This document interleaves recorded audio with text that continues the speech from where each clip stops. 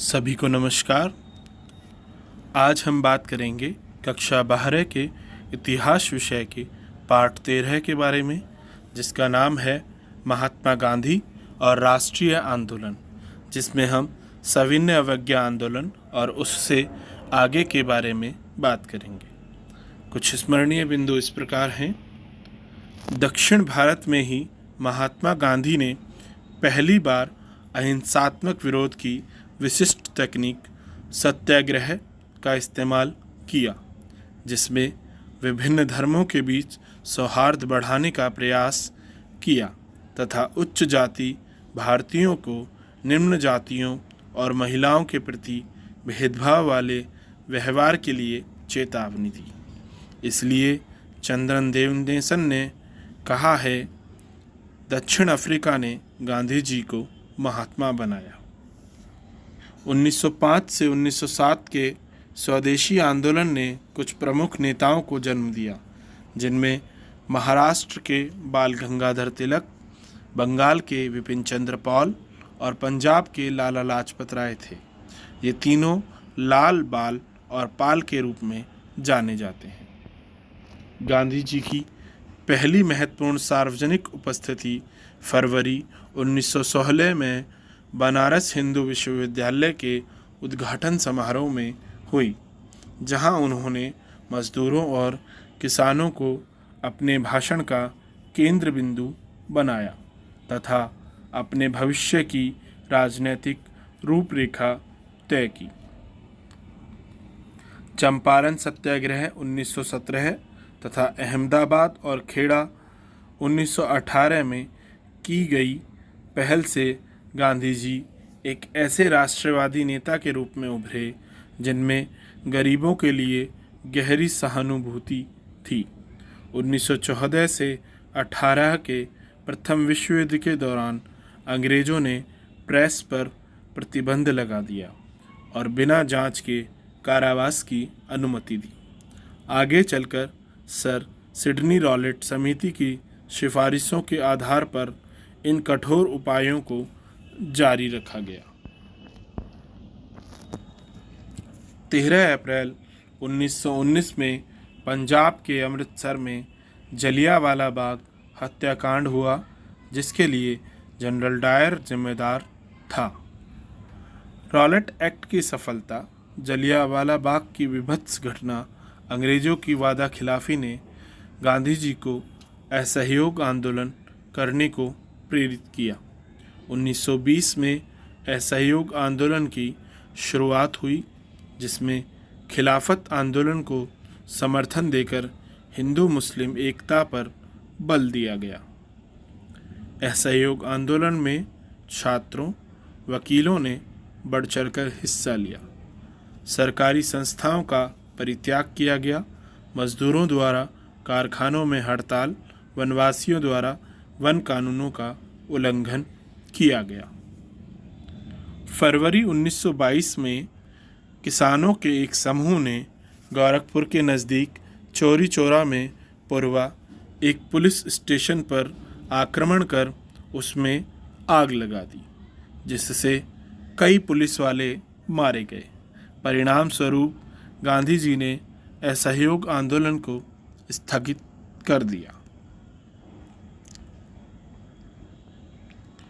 1922 तक गांधी जी एक जननेता बन गए थे, क्योंकि भारतीय राष्ट्रवाद को उन्होंने एक नई दिशा दी, जिसमें किसान, मजदूर, व्यापारी, मध्यम वर्ग को आंदोलन में शामिल किया और उन तक अपनी पहचान बनाई। उनकी कार्यशैली, पहनावा, संगठन क्षमता ने उन्हें आम भारतीय का शुभचिंतक बना दिया। लोगों ने उन्हें अपने दुखों को हरने वाला माना। 1924 में जेल से रिहा होने के बाद गांधी जी ने अपना ध्यान रचनात्मक कार्यों जैसे चरखे को लोकप्रिय बनाना, हिंदू मुस्लिम एकता तथा छुआछूत को समाप्त करने में लगाया। 1928 में भारतीय उपनिवेश की स्थितियों की जांच पड़ताल के लिए साइमन कमीशन भारत आया। चूंकि इसके सभी सदस्य अंग्रेज थे, अतः भारतीयों ने इसका बहिष्कार किया। दिसंबर 1929 में कांग्रेस के लाहौर अधिवेशन में पूर्ण स्वराज का प्रस्ताव पारित किया गया। गांधी जी ने 12 मार्च 1930 को साबरमती से दांडी मार्च प्रारंभ किया तथा 6 अप्रैल 1930 को नमक बनाकर दांडी यात्रा को समाप्त किया। नमक यात्रा 3 कारणों से उल्लेखनीय थी। पहला, इस आंदोलन के चलते गांधी जी दुनिया की नज़र में आए। दूसरा, यह पहली राष्ट्रवादी गतिविधि थी जिसमें औरतों ने भी बढ़ चढ़कर हिस्सा लिया। तीसरा, अंग्रेज़ों को अब यह एहसास हुआ कि उनका राज बहुत दिनों तक नहीं टिकेगा। गांधी इरविन समझौता 1931 में हुआ, जिसकी शर्तों में सविनय अवज्ञा आंदोलन वापस लेना, कैदियों की रिहाई तथा तटीय इलाकों में नमक उत्पादन की अनुमति शामिल थी। दूसरा गोलमेज सम्मेलन 1931 के आखिर में लंदन में आयोजित हुआ। यह किसी नतीजे पर नहीं पहुंच सका, अतः गांधी जी ने वापस आकर दोबारा सविनय अवज्ञा आंदोलन प्रारंभ कर दिया। 1935 में नए गवर्नमेंट ऑफ इंडिया एक्ट में सीमित प्रतिनिधिक शासन व्यवस्था का आश्वासन व्यक्त किया गया। मार्च 1940 में मुस्लिम लीग ने महाद्वीप के मुस्लिम बहुल इलाकों के लिए स्वायत्तता की मांग का प्रस्ताव पेश किया। भारत छोड़ो आंदोलन सही मायने में एक जन आंदोलन था।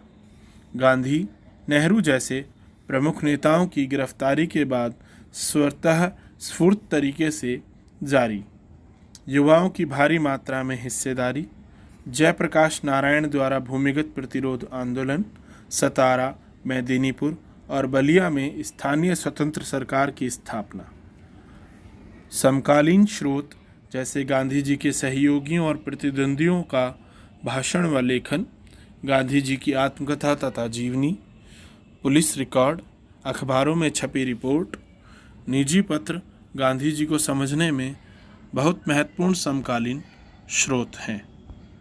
गांधी जी ने न केवल स्वतंत्र और अखंड भारत के लिए जीवन भर युद्ध लड़ा, बल्कि वे एक समाज सुधारक भी थे, जिन्होंने अपना ध्यान खादी को बढ़ावा देने और छुआछूत को समाप्त करने पर लगाया। उन्होंने चरखे को ऐसे मानव समाज के प्रतीक के रूप में देखा जिसमें मशीनों तथा प्रौद्योगिकियों को बहुत महिमा मंडित नहीं किया जाएगा। 1917 से 1922 के बीच भारतीयों के बहुत प्रभावशाली वर्ग, जिसमें महादेव देसाई, वल्लभ भाई पटेल, जेबी कृपलानी, सुभाष चंद्र बोस, अबुल कलाम आज़ाद, जवाहरलाल नेहरू, सरोजिनी नायडू, गोविंद वल्लभ पंत तथा सी राजगोपालाचारी शामिल थे, ने गांधीवादी राष्ट्रवाद के विकास में योगदान दिया। बंगाल में शांति स्थापना के लिए अभियान चलाने के लिए गांधी जी नोआखली गए, तत्पश्चात दिल्ली आए तथा यहाँ से पंजाब जाने का विचार था। तभी 30 जनवरी 1948 को नाथूराम गोडसे के द्वारा गोली मारकर गांधी जी की हत्या कर दी गई।